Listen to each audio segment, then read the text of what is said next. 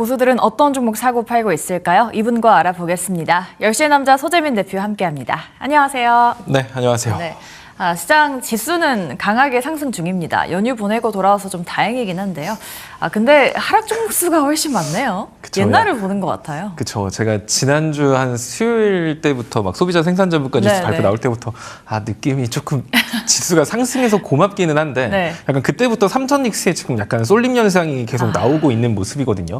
사실 이게 지난 5월, 6월 달에랑 상당히 비슷하죠. 그때도 막 시장 지수 3% 올라가는데 냉동 하락하는 게 이렇게 많아요. 막 이렇게 말을 했는데 오늘만 놓고 보더라도 양지수는 상승하고 있습니다. 코스피 지수 같은 경우는 2%대, 2.2%대 중반 가까이 상승을 하고 있음에도 상승 종목 300개, 하락 종목 거의 600개에 육박하거든요.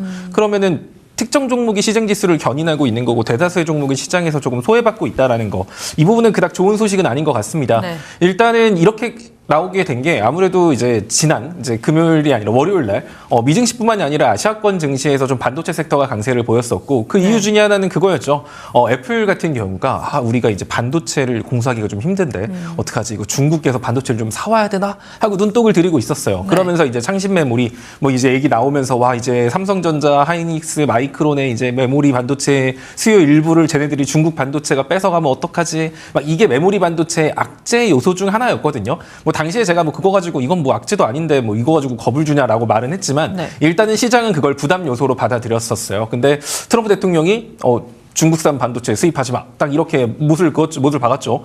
그러다 보니까 반도체 관련주 업종들 위주로 월요일날 강세 흐름이 나왔고 국내 증시는 어제 또 쉬었잖아요. 그러다 보니까 오늘 그 부분이 일부 반영되면서 상승하고 있는 것 같기는 한데 사실 뭐 이 상승폭이 장 끝날 때까지 이어질 수 있을까에 대해서는 약간 물음표. 그래서 오늘 장 초반에 뭐 너무 실망하실 것도 없고 또 반도체 올라간다고 좋아할 것도 없을 것 같습니다.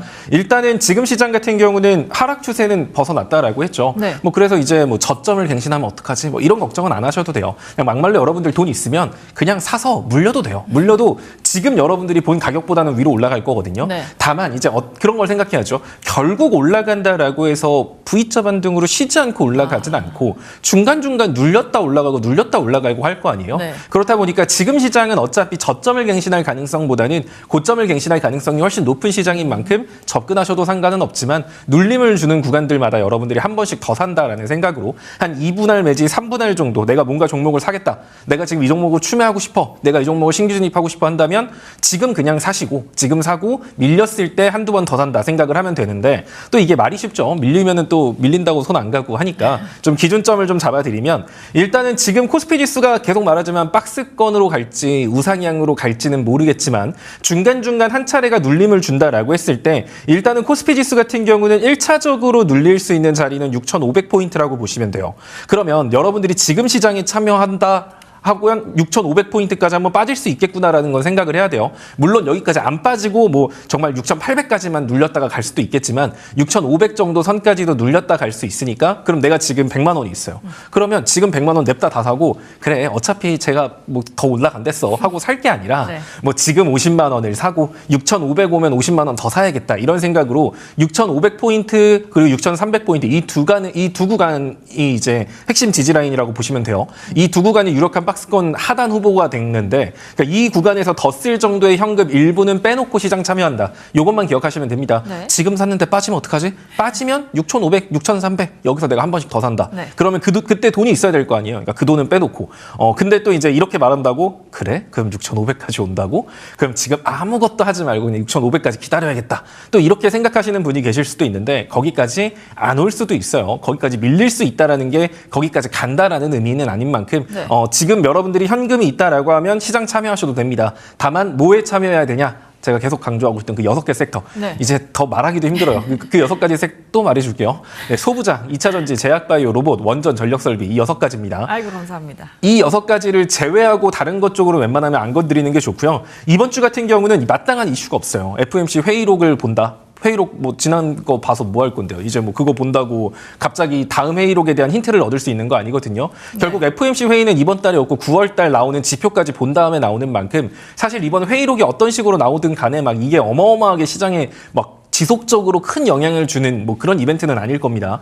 그럼 이번 주에 시장 이슈가 없어요. 이번 주에 시장 이슈가 없다 보니까 이번 주에는 그 미국하고 이란 뭐 또 종전 양의 협의 각서 뭐 말도 안 되는 그 애매한 거 있잖아요. 그거에 대한 얘기들 계속 또 나오면서 등락만 보여주게 될 텐데 네. 그러니까 딱 그렇게 약간 어거지로 약간 지수 조정 주기 딱 좋은 한 주이긴 하거든요, 이번 주가. 그러니까 이번 주는 시장 참여를 할 때 마땅한 시장 이슈가 없고 조정 주기 딱 좋은 한 주다라고 생각을 하시면 좋을 것 같고요. 네. 조정을 준다라고 하더라도 이게 막 과거처럼 막 저점을 깨고 내려가는 그게 아니라 고점을 올리기 위해서 잠깐 피로도를 풀어가는 조정인 만큼 이 구간을 여러분들이 매수나 추매 기회로 삼으셔도 좋을 것 같습니다. 이슈가 없다 보니까 이럴 때 어떤 것들이 많이 등장하면요. 미끼성 테마들이 등장해요. 돌발 이슈. 자, 오늘만 보더라도 대북주 같은 경우가 시초를 지배하고 있죠.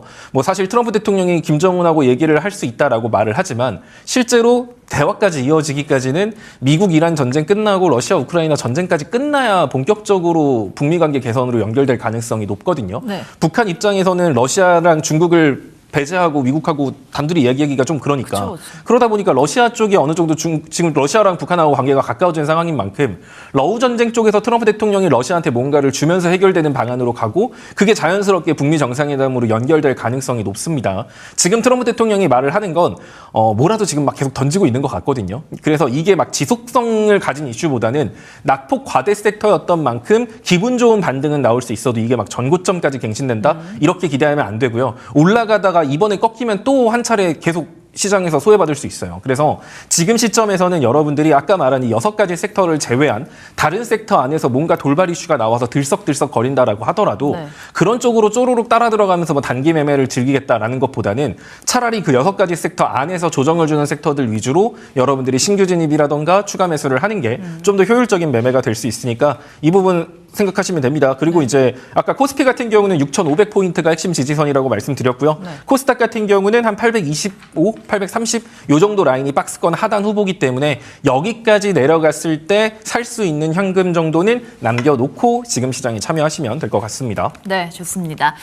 이제 지수가 상승 추세를 전환하긴 했지만 아직까지는 조정에 대한 가능성이 있기 때문에 분할 매수 항상 강조해주고 계십니다. 알려드린 6가지 섹터도 계속해서 눈여겨보시기 바라겠고요.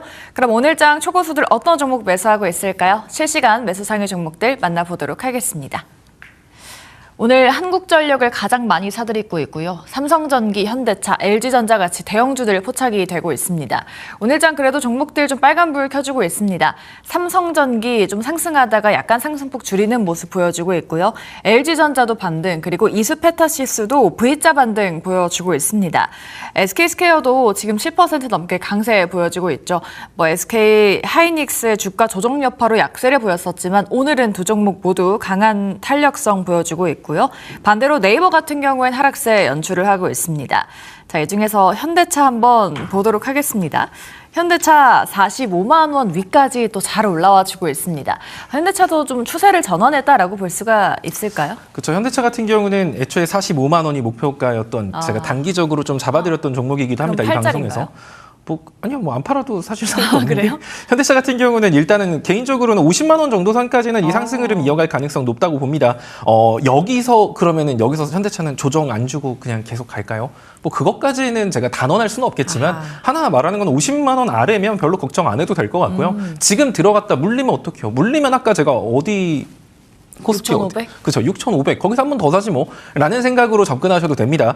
지금 정도 가격보다는 충분히 더 고점을 올릴 가능성이 높은 종목이기 때문에 네. 지금 신규 진입해도 되나요? 라고 한다면 지금 사고 6,500포인트에서 한 번 더 사든가 아니면 조금 더 쪼개서 가면 지금 한 번 사고 42만 원에서 사고 6,500에서 사든가 이 세 구간 나눠서 3분할 매수하기에는 지금 자리도 나쁘지 않아 보입니다. 50만 원 정도까지 추가 상승 가능하다라고 보고 있고요. 현대차 같은 경우도 제가 일전에 여러분들한테 말씀드렸던 게 얘도 엔비디아랑 좀 밀접한 관계가 있는 회사라고 봐야 될 거예요. 네. 자, 그럼 최근에 엔비디아가 하락 추세를 벗어남에 따라서 엔비디아랑 같이 이슈로 묶일 수 있는 종목군들 안에서 순환매가 나오고 있거든요.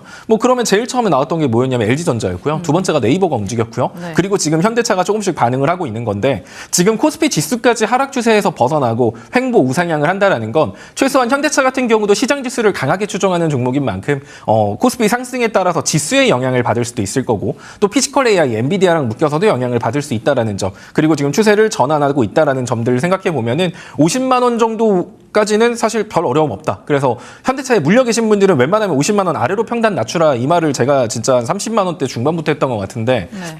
지금도 그 의견은 동일합니다. 그러면 50만 원 위로는 못 가나요? 라고 하면 제가 50만 원을 잡아드린 건 50만 원 여기서 이제 얘는 이제 50만 원 찍고 다시 지옥으로 빠져듭니다. 이게 아니라 네. 50만 원 이 자리가 강한 매물대이기 때문에 한 번에 못 뚫고 계속 이 자리에서 왔다리 갔다리 할 수가 있어요. 그래서 이 구간을 돌파하기 전 50만 원을 돌파하면 그다음부터는 뭐 정말 60만 원, 65만 원까지도 가겠지만 이 50만 원 돌파가 한 번에 이뤄지긴 힘든 자리인 만큼 이 자리 아래로 평단을 좀 유지하고 있으면 이 자리 왔으면 어떻게 하면 될까요? 절반 정도 팔고 남은 거 갖고 밀리면 다시 사고 뭐 그리고 돌파하면 다시 얹든가 뭐 이렇게 할 수 있는 좀 선택의 폭이 다양해지기 때문에 50만 원 아래로 평단을 낮추라는 거지 뭐 50만 원 위로는 절대 못 가요. 이런 건 아닙니다. 네. 그러니까 단계적으로 50만 원은 별 크게 걱정 안 해도 되는 자리이기 때문에 만약에 지금 시점에서 현대차에 관심 있다 하시는 분들은 아까 말한 것처럼 45만 원, 42만 원, 그리고 코스피 6,500 이렇게 세 구간에서 나눠서 산다. 그러니까 분할 매수. 그러니까 제일 쌀 때까지 기다리는 게 아니라 사서 밀리면 더 산다 마인드로 들어가셔서 한 50만 원 부근을 단기 목표가로 보셔도 좋을 것 같습니다. 네, 현대차 지금 45만 원 부근에 있습니다. 다만 앞으로 좀 반등에 대한 가능성도 있고요. 50만 원까지 한번 기대를 해보도록 하겠습니다.